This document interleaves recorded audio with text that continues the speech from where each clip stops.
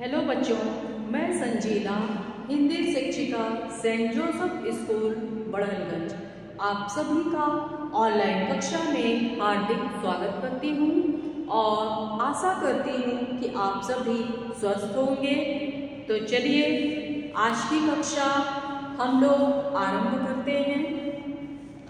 देखिए बच्चों, आज हम सब अपनी पाठ्य पुस्तक कक्षा 8 के पल्लव के पाठ 21 प्रकरण है नमक। नमक पाठ का अध्ययन करेंगे। प्रकरण क्या है? नमक। नमक तो आप सभी लोग जानते होंगे, सबके घरों में होता है नमक। और ये जो पाठ है नमक, इसके लेखक जो कहानी लिखता है उसको लेखक कहते हैं और जो कहानी लिखती है उसको लेखिका कहते हैं। तो इसमें लेखक नहीं, लेखिका है। लेखिका कौन है? रजिया सज्जाद। रजिया सज्जाद जहीर।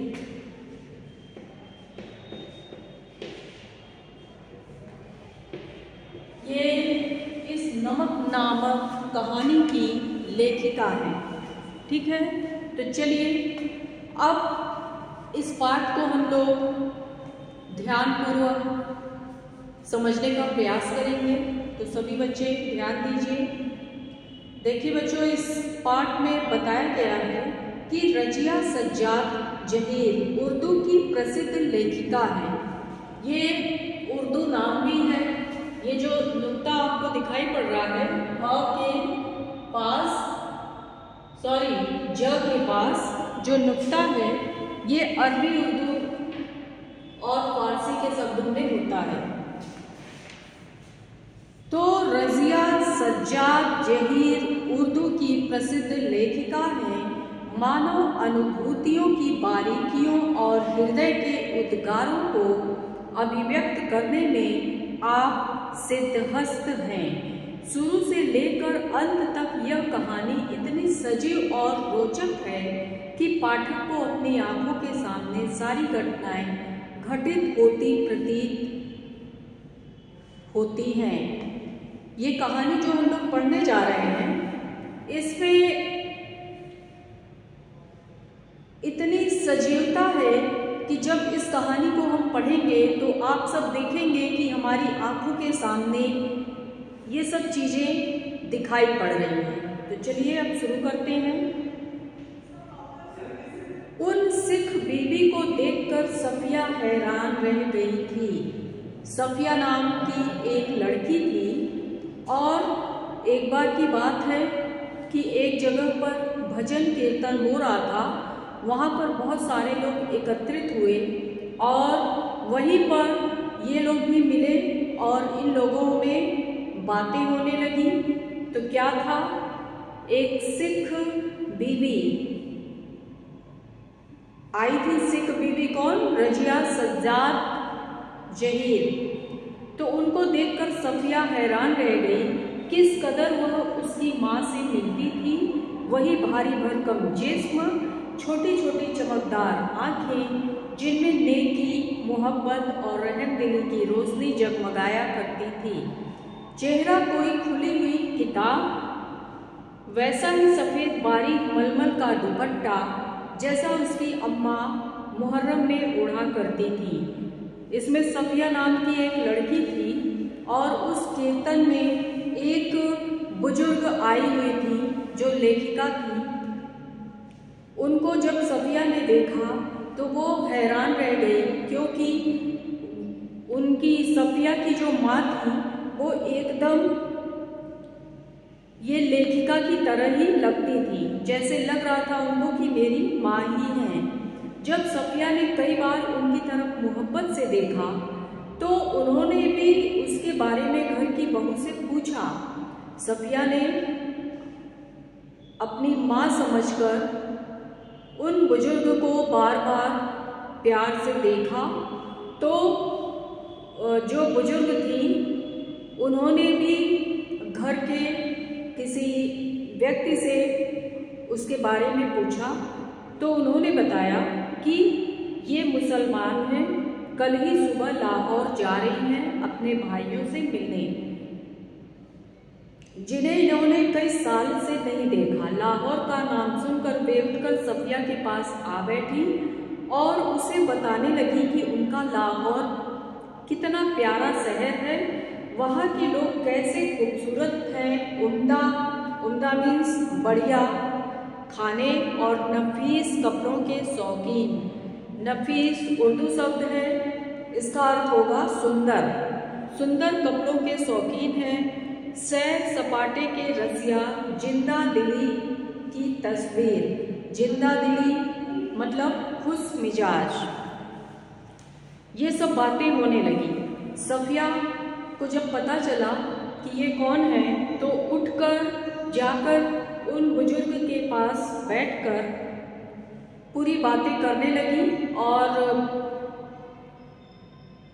जो बूढ़ी औरत थी वो बताने लगी कि लाहौर कितना प्यारा शहर है, वहाँ के लोग कैसे खूबसूरत हैं और कैसा उनका खुशमिजाज दिल है, कपड़े के बड़े शौकीन होते हैं और कीर्तन चल रहा है, उसी में ये सब बातें हो रही हैं।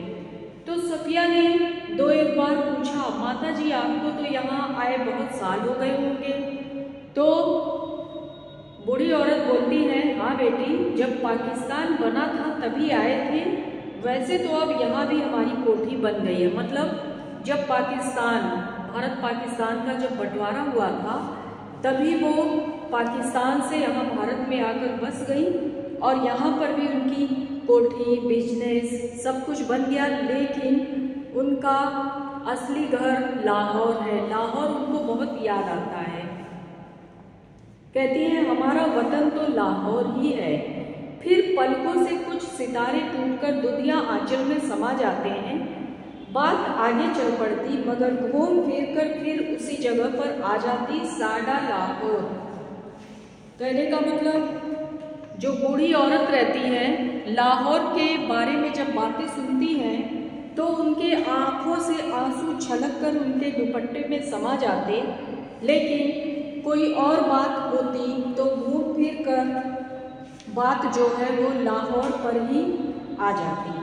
कीर्तन कोई 11 बजे खत्म हुआ होगा जब वे प्रसाद हाथ में लेकर उठने लगी और सफिया के सलाम के जवाब में दुआएं देती हुई रुखसत होने लगी। रुखसत मतलब जाने लगी। तब सफिया ने धीमे से पूछा, आप लाहौर से कोई सौगात मंगाना चाहें तो मुझे हुक्म दीजिए। मतलब बूढ़ी औरत लाहौर की थी और ये सफिया अगले दिन अपने भाइयों से मिलने लाहौर जा रही थी। तो इसने बूढ़ी औरत से कहा कि अगर आप लाहौर से कोई सौगात मतलब उपहार मंगवाना चाहती हैं तो मुझसे कहिए। वे दरवाजे से लगी खड़ी थी और हिचकिचाकर बहुत ही आहिस्ता से बोली, अगर ला सको तो थोड़ा सा लाहौरी नमक लाना, ठीक है। इस तरह से जब वो लाहौर पहुंच गई, सफिया जब लाहौर पहुंच गई तो 15 दिन किस तरह गुजर गए ये उन्हें पता ही नहीं चला। वहाँ दोस्तों की मोहब्बत, भाइयों की खातिरदारियाँ और जितने भी बिछड़े हुए सहेली दोस्त सब थे, सब ने कुछ न कुछ उपहार दिया और सबका उपहार पैक की। और उनके आगे एक समस्या थी कि सब कुछ तो हम ले जा रहे हैं, लेकिन सबसे बड़ी समस्या थी कि जो बूढ़ी औरत ने लाहौरी नमक मंगाया था, क्योंकि नमक वहाँ से यहाँ लाना मुश्किल था। रास्ते में ही कस्टम पड़ता है, कस्टम तो आप लोग जानते ही होंगे। तो वहाँ पर जब चेकिंग होती तो वो फंस जाती, नमक उनको नहीं लाने दिया जाता। तो इसलिए अब वो क्या करती, सफिया का भाई एक बहुत बड़ा पुलिस अफसर था। उसने सोचा कि वह ठीक राय देगा। चुपके से अपने भाई से सफिया ने कहा कि क्या मैं यहाँ से थोड़ा नमक ले जा सकती हूँ। तो सफिया के भाई ने कहा, नमक यहाँ से ले जाना गैर कानूनी है और आप यहाँ से नमक क्यों ले जाएंगे, आपके यहाँ तो यहाँ से भी ज़्यादा नमक है। तो वह गुस्से में बोली कि मुझे तो लाहौर का नमक चाहिए, मेरी माँ ने यही मंगवाया है। अब माँ की बात आई तो उनके भाई ने सोचा कि माँ तो सफिया की शादी के पहले ही गुजर गई थी, फिर माँ कहाँ से आ गई। भाई के समझ में कुछ नहीं आया कि माँ का जिक्र क्यों हो रहा है। उसके बाद भाई ने समझाया, देखिए बाजी, मुस्लिमों में बहन को, सिस्टर को बाजी भी कहते हैं। आपको कस्टम से गुजरना है और एक भी चीज ऐसी वैसी निकल आई तो आपके सामान की चिंदी चिंदी बिखेर देंगे। कस्टम वाले कानून जो चिंदी चिंदी मीन्स टुकड़े टुकड़े कर देंगे। वह बिगड़ कर बोली, निकल आने का क्या मतलब, क्या मैं इसे चोरी से ले जाऊंगी, इसे मैं छुपा कर ले जाऊंगी। भैया तो आप बहुत गलत बात करेंगी। मतलब सफिया का भाई कह रहा है कि यह आप बहुत गलत कह रही हैं, अगर ऐसा हुआ तो फिर आपके साथ साथ हम लोगों की भी बेइज्जती होगी। तो सफिया कहती हैं कि कस्टम वाले भी तो इंसान हैं, उनके अंदर भी तो मुरव्वत, आदमियत, इंसानियत होती है। कस्टम वाले कोई मशीन तो है नहीं। तो सफिया के भाई कहते हैं कि हाँ वे मशीन तो नहीं है, लेकिन मैं आपको यकीन दिलाता हूँ कि वे शायर भी नहीं हैं, उनको तो अपनी ड्यूटी करनी पड़ती है। फिर अरे बाबा, तो मैं कब कह रही हूँ कि वह ड्यूटी न करे, ये सफिया ने कहा। एक तोहफा है, वह भी चंद पैसों का, शौक से देख ले, कोई सोना चांदी या स्मगल, मतलब स्मगल किसको कहते हैं, जो चोरी छुपा कर कुछ गलत चीज़ें लोग ले जाते हैं। स्मगल की हुई चीज़ नहीं, ब्लैक मार्केट का माल नहीं। फिर सफिया के भाई कहते हैं कि अब आपसे कौन बहस करे, आप अदीब ठहरी और सभी अदीबों का दिमाग थोड़ा सा तो जरूर ही घुमा हुआ होता है। अदीब का, अदीब उर्दू शब्द है, इसका अर्थ होता है साहित्यकार। तो वो कहते हैं कि सारे साहित्यकारों का दिमाग थोड़ा सा जरूर घुमा हुआ होता है। और रही दिमाग की बात, तो सभी लोगों का दिमाग अदीबों की तरह, साहित्यकारों की तरह घुमा हुआ तो यह दुनिया कुछ बेहतर जगह हो जाती है। मतलब सफिया कहती हैं, जब भाई ने ऐसा कहा तो सफिया कहती हैं कि अगर सारे लोगों का दिमाग इस तरह साहित्यकारों की तरह हो जाए तो दुनिया कुछ बेहतर जगह ही होती। तो भैया जो थे वो गुस्सा हो जाते हैं और ये सफिया, इनके आंखों से आंसू बहने लगते। फिर अगले रोज 2 बजे दिन को उन्हें रवाना होना था। अगले दिन उन्हें 2 बजे जाना था। सुबह के लिए बहुत व्यस्त कार्यक्रम बन चुका था, इसलिए उनको सारी पैकिंग रात में ही करनी पड़ी। सारी पैकिंग कर लेने के बाद उनका ध्यान नमक पर आया कि अब हम नमक कैसे ले जाएंगे। फिर उन्होंने सोचा कि जो फलों की टोकरी है, इसमें अगर हम नमक को छुपा कर ले जाएंगे तो कस्टम वाले फल की टोकरी को तो चेक करेंगे नहीं, क्योंकि मैंने देखा था उधर के फल इधर आ रहे थे और इधर के फल उधर जा रहे थे। तो इस चीज़ को वो समझकर क्या करती हैं, जो फलों की टोकरी रहती है उसको फर्श पर गिरा देती हैं और उसमें टोकरी में कुछ बिछाकर सबसे नीचे नमक की एक थैली रख देती हैं, उसके ऊपर कीनू रख देती हैं। कीनू आप सभी जानते होंगे, फल होता है, संतरे और माल्टे को मिलाकर बनाया जाता है, पैदा किया जाता है और रंगीन और मीठा संतरे की तरह ही दिखता है। तो उनके नीचे नमक की पुड़िया रहती है और ऊपर से कीनू, उसका नाम कीनू होता है, कीनू रख दिया जाता है। फिर जब सफिया का गुस्सा उतर जाता है, भावना के स्थान पर बुद्धि धीरे धीरे उस पर हावी हो जाती है, तो कहती है नमक की पुड़िया तो ले जानी है, पर कैसे।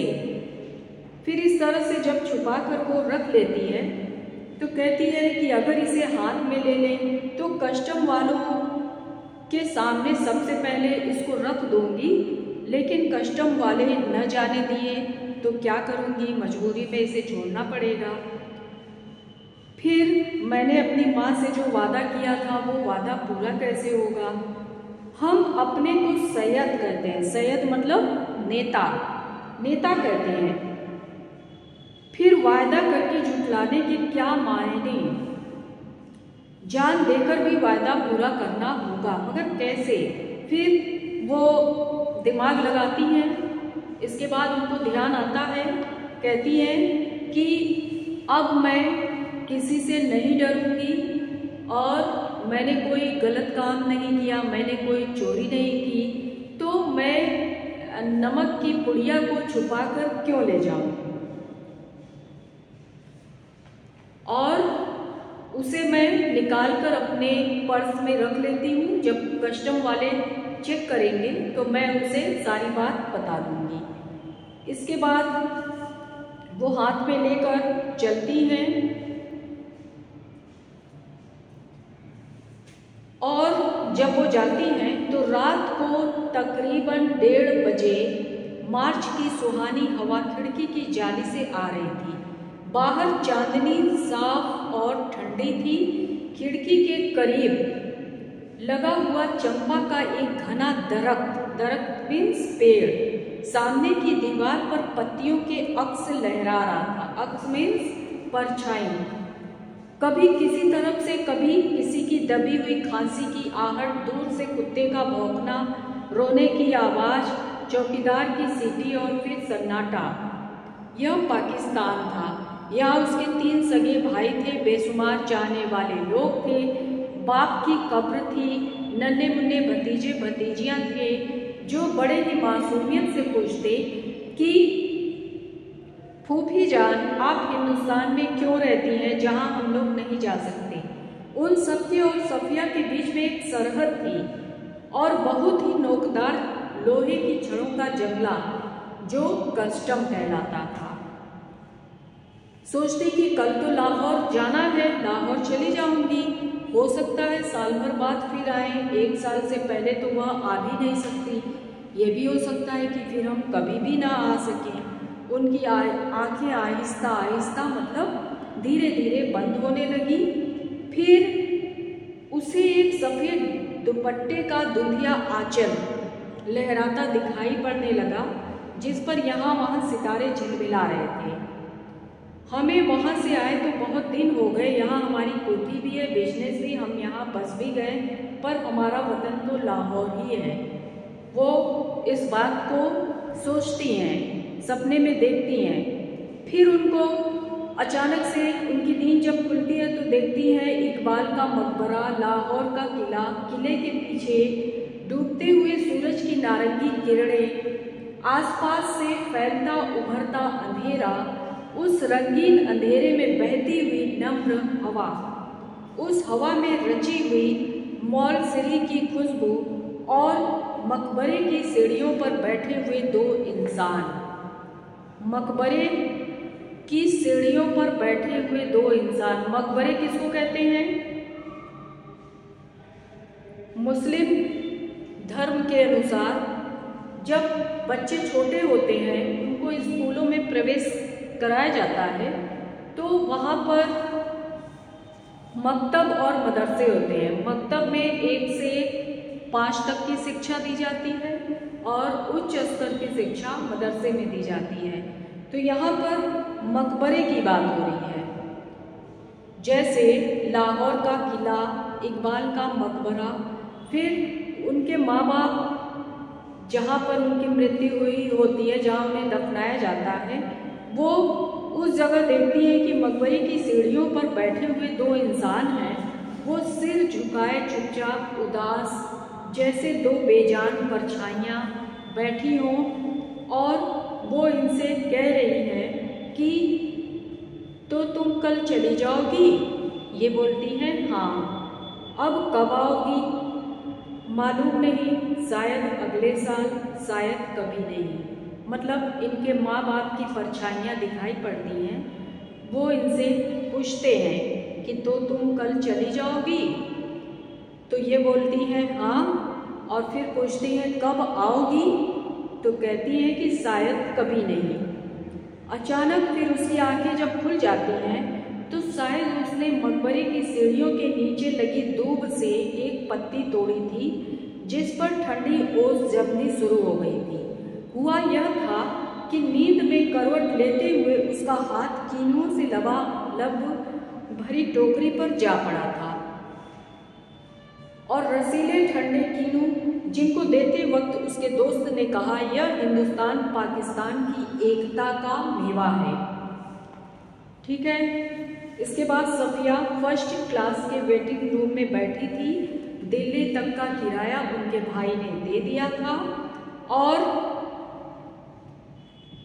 वह अंदर बैठी चाय की प्याली हाथ में लिए कीनुओं की टोकरी पर निगाहें जमाए बैठी रही, क्योंकि उसमें नमक की पुड़िया थी।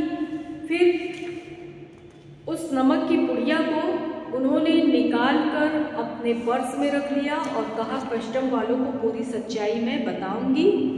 फिर आगे जाकर क्या हुआ, जब कस्टम पर जांच के लिए गई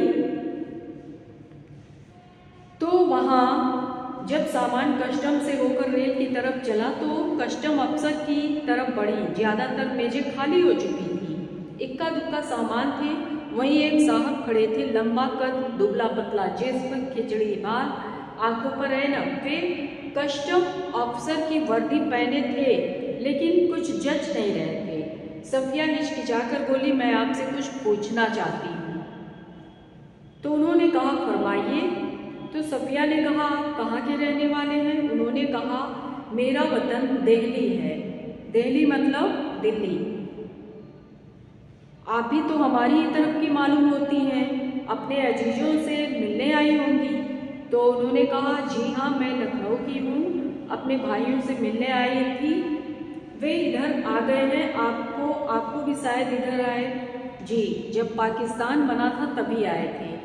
मतलब जो कस्टम अधिकारी थे वो कहे कि जब पाकिस्तान बना था तभी हम आए थे, मगर हमारा वतन तो दिल्ली ही है। फिर सफिया ने अपने पर्स में से नमक की पुड़िया को बाहर निकाला और उन्हें सारी बातें बताई।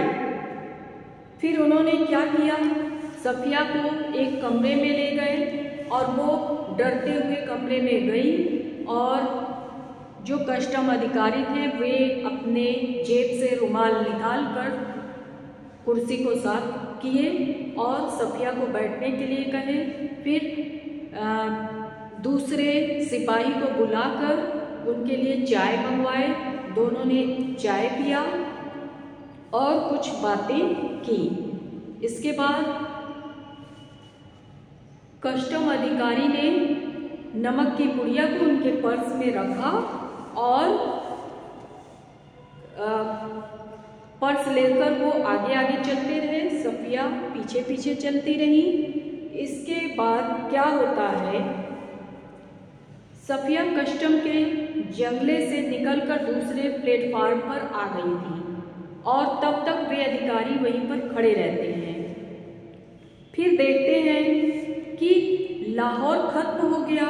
देखती है सफिया कि लाहौर खत्म हो गया और किस जगह से अमृतसर शुरू हो गया। एक जमीन थी, एक जबान थी, एक सूरतें, लिबास एक सा, लबो लहजा और अंदाज, गालियाँ भी एक सी। दोनों बड़े प्यार से एक दूसरे को नवाज रहे थे। बस मुश्किल सिर्फ इतनी थी कि भरी हुई बंदूकें दोनों के हाथों में थी।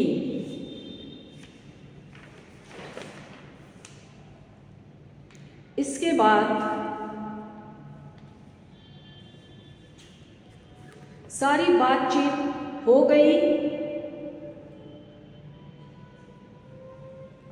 तब उन्होंने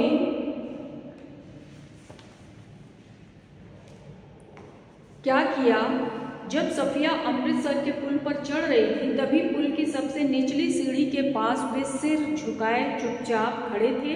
सफिया सोचती जा रही थी कि किसका वतन कहाँ है, वह कस्टम के इस तरफ है या उस तरफ। मतलब सब मिलाकर इस पाठ से हमें यही शिक्षा मिलती है कि हमें कभी भी झूठ नहीं बोलना चाहिए और ईमानदारी से अपने काम को करना चाहिए।